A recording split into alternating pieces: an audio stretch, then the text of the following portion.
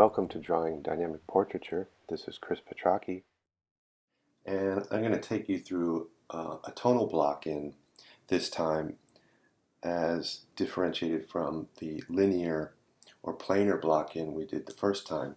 I've chosen a photo here that's got, to me, a good balance of light and shadow, light and dark contrast. And those shadow shapes are really important for creating and showing form. So the first thing I'm going to do is just take a look, just assess my reference, my model or my photo, and look through and try to assess it for design. And so what I'll do is squint and compare, just like a painter does.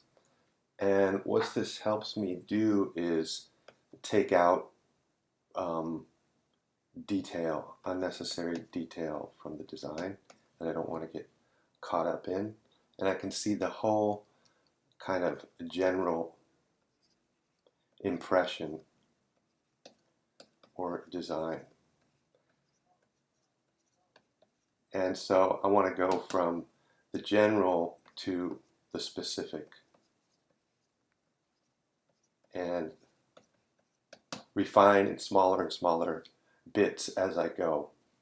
But this general impression and squinting down helps me get the thing onto the paper, helps me get a foot into the drawing initially. So in my assessment and when I squint and compare, I'm going to separate out the family of lights from the family of darks. This is crucial in my value and tonal structure. If I get that mixed up, I'm going to have mud, and I want to avoid that. I want to have clear lights separated out from the darks. Then I'll just assess it for edges. Hard and soft versus soft. And that'll be it. So I want to keep the dark and light puzzle pieces. If I get my darks in, they can kind of show me, the light and dark puzzle pieces. That way it helps me measure, let's say, between this dark piece and this dark piece. I can measure the distance of the light piece between those, or this puzzle piece and this puzzle piece. I can see the distance between here where the light puzzle piece is. It helps me measure, it helps me check my drawing. And the distance between the nose and the cheek. There's a dark puzzle piece on the nose and the cheek, separated by a white kind of island or puzzle piece. I can see the size of that white puzzle piece surrounded by the dark puzzle pieces easier if I put a general tone in. So the general tone will be about a 50%. It's kind of a key. 50% gray, let's say. And that way I can take and maintain control my values.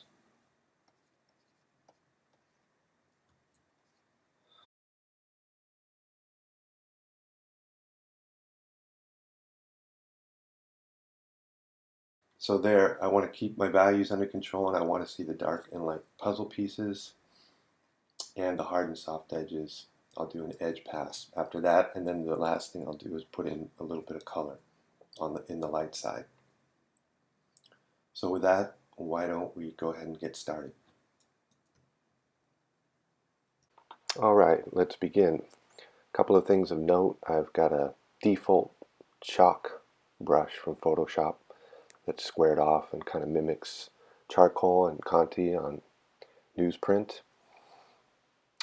I'm starting on a grayed down paper, maybe 50% gray, and that will serve as the midtones for the piece. And I'm just going ahead and finding the big black puzzle pieces.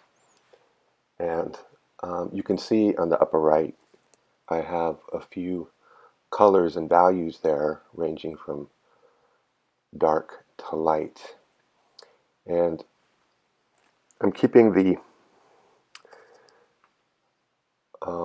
tone that I'm using to mass in the value at about a 75% gray, and I'm keeping it flat and rather 2D, just so I can see the shape and the overall design of the piece and how the black and the middle gray pieces, those puzzle pieces, how they fit. It helps me see the drawing, check the drawing, and so on. And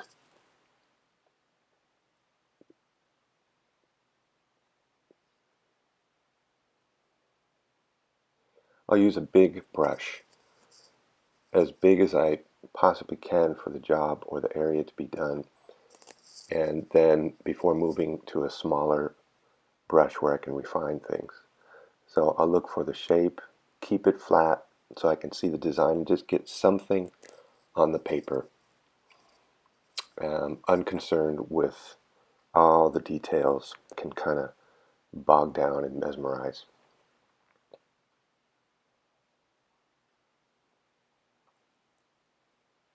I like to work this way more than the linear approach. I'm more of a tone person, but each person has his or her own preferences. Some people are very good with line, and some people are very good with value and tone. But you can start either way or a combination of both, which is great. Depending upon the lighting conditions, you're going to need different tools to be able to describe the form in front of you, whatever that form is. So it's good to have a variety of tools to get things going. So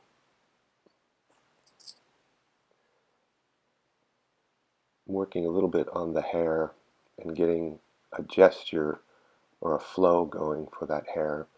And I've done a little bit of edge work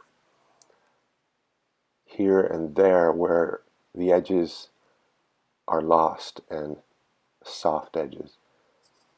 And some edges are hard edges, like cast shadows tend to be hard edged, and form shadows tend to be rather more soft. And those descriptions really help to show off structure and reveal the form and describe it well to the viewer. So once I've got the values in the right place, then I start to sculpt the drawing. And by that I mean describe it more in terms of the planes and the turning of the planes. For example, the front of the face, side of the face, top of the face, or top of the head, bottom of the chin, and so on. If I can start to describe those things, then I'm really starting to pull architecture out of a very flat 2D start.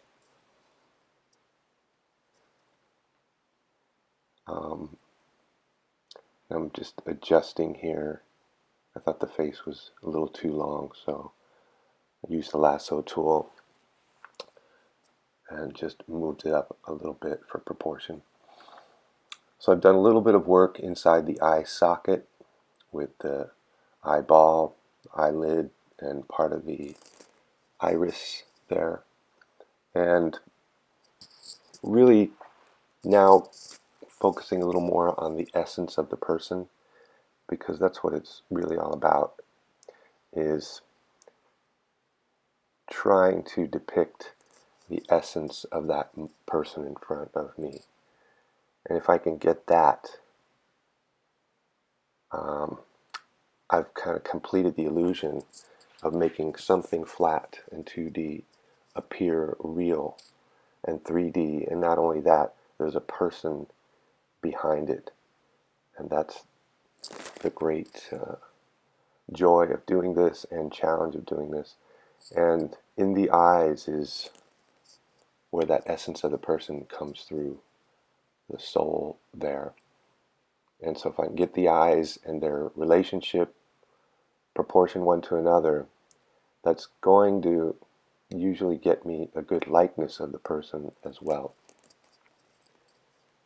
So getting a likeness of a person takes a little more effort than just doing a general kind of human face, because you really have to look at the proportions of things one to another, eyebrows to the eye, eye to the nose, nose to the mouth, the width of the mouth, width of the nose, width of the face, and so on. So if you'll notice that 75% key gray that I use to lay in is going to stay roughly in that value, and I've gone a little bit darker in the eyes. And the reason for that is because I want you to focus there. I want that to be the star, the main focal point, and the eye will go to the area of greatest contrast. So I'm using that tool of contrast, of value, to lead the viewer's eye there. I'll also use the contrast of hard and soft edges to state the case once more. So I'll use two tools to reinforce that, make the eye kind of go there first and linger there. Contrast of value, contrast of edge, and I'll use color a little bit in there as well. But I'm liking where this is going. I'm able to work in the light side a little bit more too, in the half tones near the temple, cheek, and forehead. And now I'm going to go ahead and work the light side and put in that average value of the skin. And I just want to keep that rather flat too, so I can control my values and just work it up. And by the way, beginning this way with value helps me kind of suggest the form on the page and tease it out from the surface of the page. And when it develops this way, I feel like I'm kind of in the dark room with the camera and I'm watching the image develop on that photo paper treated with chemicals. And that's always an amazing thing. So when I'm drawing, I'm thinking kind of like that, that it's I don't want to go ahead and just disturb the surface with a bold mark. I want to suggest it and tease it out and let it come to life over a succession of going over the drawing in successive stages and working up to the final image.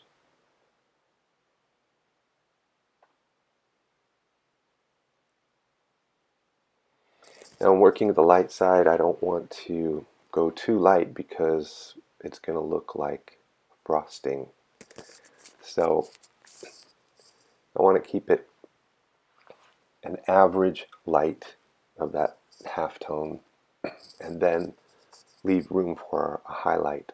So just like in the family of darks, I want to not go all the way black, because if I use up my black accents, I won't have anywhere to go, and everything will be black and everything will be competing for the attention of the viewer's eye. So I want to hold back a little bit with my black 75, 80%, and then go 100% black in the area. I want to use the black accent in the area that I want you to see most, which will be the eyes in this piece, the pupils. I can use it there, and maybe under the nose. There tends to be a hard-edged dark shadow there. So within the light side, I'll do the same thing and hold back my light values into the, let's say, 20% gray before I will go to, let's say, a white specular highlight of 100% white, let's say, which would be a reflection off the sclera of the eye, maybe on the nose. Just very few, very sparingly, but will be like the icing on the cake that brings everything together. And so everything that I've been doing up to this point is really, in my mind, a setup to those final touches, those final bright white highlights used very sparingly, which will really make, hopefully, the piece come alive, look like it has life, and there's a person there, and the illusion is complete. So I'm working up slowly to that, building my foundation so that when I do put the highlights on, they are on a good foundation, a good sculptural drawing. I like to think of drawing, or myself as a drawer, as a sculpting drawer. It's helpful to think of how a sculptor works in clay, really conscious of the planes that they're creating as they move the clay around in space. So we don't have the luxury of 3D space in 2D, but we need to sell the illusion.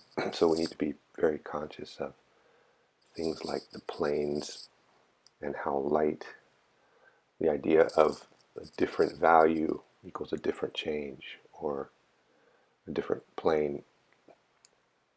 A value change signals to the eye a form change, and it's that simple, and it's a tool that can be used very effectively. Going back to edges, some of the edges in the hair in the top left and the right, they're kind of bleeding off the figure from the hair into the background, and that helps with the visual variety, which gives interest. Variety creates interest to the eye, so using lost and found hard and soft edges is one of those tools, and it's really fun to use as you go around, to lose edges and find them again and lose them, and so they're hard and soft, and you spot them around the piece, and it's very effective visually, and it helps to bring the background into the character and the character into the background, so that they don't seem that they're cut off and floating in isolation on the page. And so you don't need to have a detailed background at all, or hardly any background, but if you just use a soft edge and sort of smudge it or scumble it, if you're using oil paint, from the character on to toward the outside background area, it'll look like that figure's in that space. And now I'm going into highlights, put a highlight on the nose, highlight on the bottom lid of the eye, and on the surface of the eyeball itself, making it look glassy and wet. And now working the lips, which also are wet, so they will have potential for a nice white specular highlight. Put a little bit of color in the cheeks. So we're very close to being done here. I hope this was helpful to you as a tonal block-in study so you understand what that's about. I really hope you enjoy your drawing experience, and thanks very much for tuning in. Bye-bye.